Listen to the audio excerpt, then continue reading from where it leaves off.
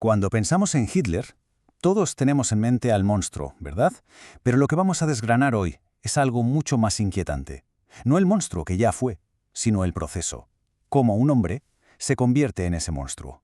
Así que la pregunta del millón es esta. ¿Cómo es posible que un artista frustrado, un don nadie, acabase incendiando el mundo entero? Es que, si lo piensas, esto no es una simple biografía. Es casi un thriller histórico que nos cuenta cómo se gestó una catástrofe sin precedentes. Bueno, pues vamos a empezar por el principio, como debe ser. Primera parada, el artista fracasado. Aquí vemos sus primeros años. Y es una historia de golpes, uno tras otro. Nace en Austria, vale, pero luego pierde a su padre, una figura bastante autoritaria. Poco después a su madre, Clara, que era su único pilar. Y justo después, el mazazo final. La Academia de Bellas Artes de Viena lo rechaza. No una, sino 2 veces. Ahí es cuando su sueño se hace, literalmente, añicos. Y es que este contraste es brutal. ¿El sueño cuál era? Pues ser un gran artista, un arquitecto de renombre. ¿Y la realidad? La cruda realidad era vender postales mal pintadas para poder dormir en un albergue para indigentes. La humillación debió de ser absoluta. Claro, y aquí está la clave. Viena en esa época no era solo la ciudad de la música y el arte. Era un hervidero de ideas tóxicas. Antisemitismo por todas partes, un nacionalismo alemán exacerbado, teorías de la conspiración, todo esto en un imperio que se estaba desmoronando. Para alguien como él, lleno de resentimiento, fue el caldo de cultivo perfecto. De repente, sus fracasos ya no eran culpa suya, la culpa era de otros.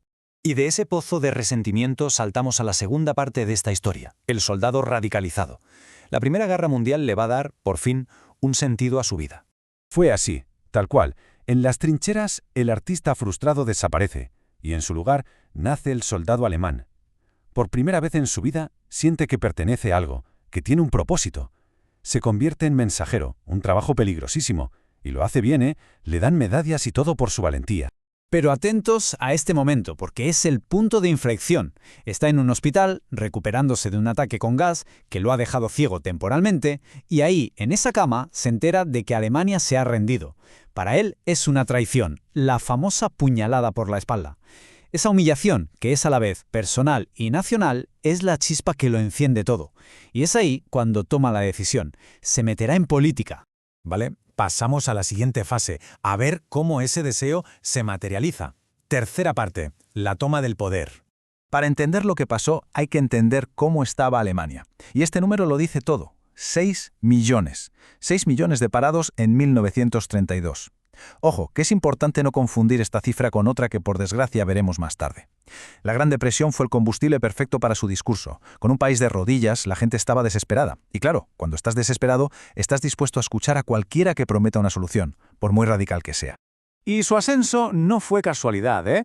Fue una estrategia muy bien pensada. Primero, intenta un golpe de Estado, falla, pero convierte su juicio en un circo mediático. Luego, en la cárcel, escribe su manifiesto. Al salir, se aprovecha de la crisis, prometiendo lo que la gente quería oír. Y el último paso, que es el más terrorífico de todos, usa la democracia. Gana las elecciones, lo nombran canciller y una vez dentro se dedica a destruir el sistema desde dentro. Esto nos lleva a una de las partes más desconcertantes, de verdad. La cuarta, el hombre y el monstruo. Porque claro, detrás del dictador había una persona llena de manías. Era vegetariano estricto, no fumaba, adoraba a su perra Blondie, le encantaba la ópera de Wagner y, bueno, hay testimonios que dicen que en privado silbaba canciones de Disney. Es extrañísimo. Y justo cuando estás pensando en esa imagen casi normal, te golpeas de frente con esta realidad. El mismo hombre fue el arquitecto del Holocausto.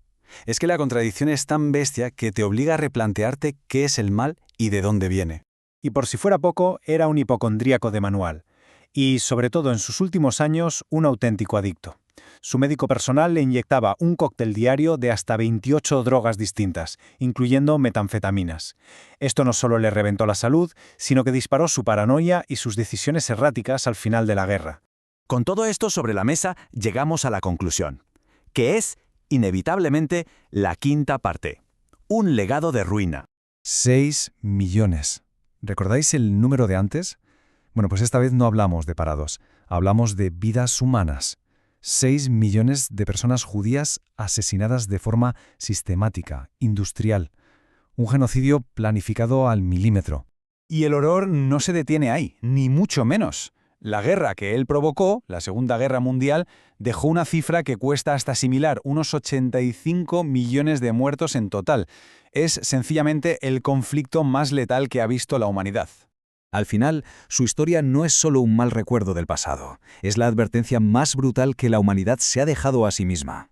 Un recordatorio de que el mal no siempre aparece de forma obvia. A veces, simplemente, llega prometiendo devolverle la grandeza a una nación herida. Y claro, todo esto nos deja con una última pregunta, una muy incómoda que sigue resonando a día de hoy. ¿Estaremos pasando por alto las señales en nuestro tiempo? Porque la historia, como dicen, no se repite, pero a veces rima de una forma muy, muy peligrosa.